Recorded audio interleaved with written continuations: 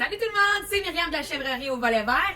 Bienvenue dans ce 4e épisode des Saviez-vous que? Aujourd'hui, je vous en apprends sur les cornes des chèvres.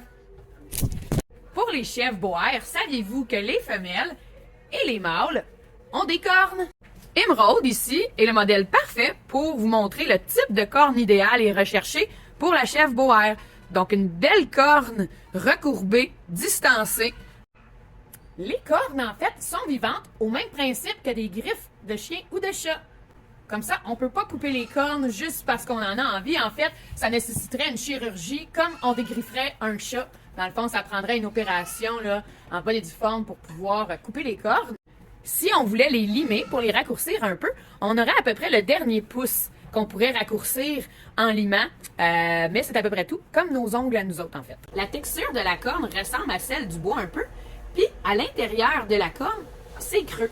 Donc, il y a un air qui passe à l'intérieur partout, toute la longueur de la corne, et c'est relié, là, dans le fond, au sinus. C'est tout relié là, au crâne de la chèvre. Les bébés chèvres naissent avec juste des petites bosses de cornes ici.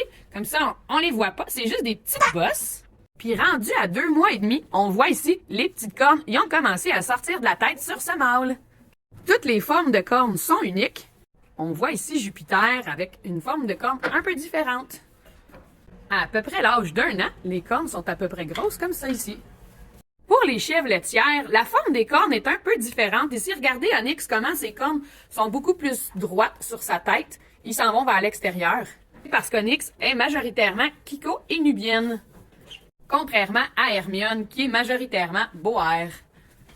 Pour ce qui est des vaches laitières et des chèvres laitières, on va généralement brûler les cornes à la naissance ou environ à peu près 10 jours de vie, étant donné qu'ils sont plus nombreux dans le bâtiment pour éviter qu'ils se blessent ou qu'ils blessent les gens qui travaillent dans le bâtiment.